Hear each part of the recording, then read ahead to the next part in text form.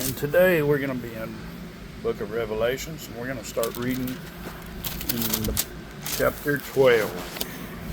Chapter 12. Now a great sign appeared in the heaven, a woman clothed with the sun, with the moon under her feet, and on her head a garland of 12 stars. Then being with child, she cried out in labor and in pain, and gave birth. And another sign appeared in the heaven. Behold, a great fiery red dragon, having 7 heads and 10 horns and 7 dominions on his head. His tail drew a third of the stars of heaven and threw them to the earth. And the dragon stood before the woman who was ready to give birth, to devour her child as soon as it was born. She bore a male child who was to rule all nations with a rod of iron, and her child was caught up to God and his throne.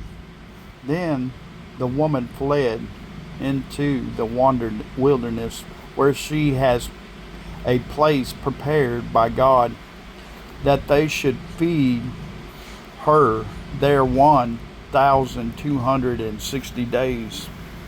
And a war broke out in heaven. Michael and his angels fought with the dragon, and the dragon and his angels fought, but they did not prevail, nor was a place found for them in heaven any longer. So the great dragon was cast out, that serpent of old, called the devil and Satan, who deceives the whole world. He was cast to the earth, and his angels were cast out with him. Then I heard a loud voice saying in heaven, Now salvation and strength and the kingdom of our God and the power of his Christ have come. For the accuser of our brethren, who accused them before our God day and night, has been cast down, and they overcame him by the blood of the Lamb and by the word of the testimony, and they did not love their lives to the death. Therefore rejoice, O heavens, and you who dwell in them. Woe to the inhabitants of the earth and the sea, for the devil has come down to you, having great wrath, because he knows that he has a short time. Now when the dragon saw that he had been cast to the earth, he persuaded the woman who gave birth to the male child.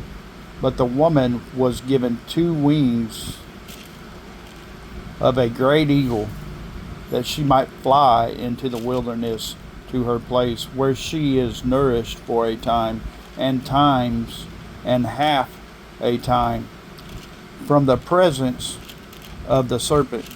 So the serpent spewed water out of his mouth like a flood after the woman, that he might cause her to be carried away by the flood. But the earth helped the woman, and the earth opened its mouth and swallowed up the flood which the dragon had spewed out of his mouth. And the dragon was enraged with the woman, and he went to make war with the rest of her offspring, who kept commandments of God and have the testimony of Jesus Christ. Amen.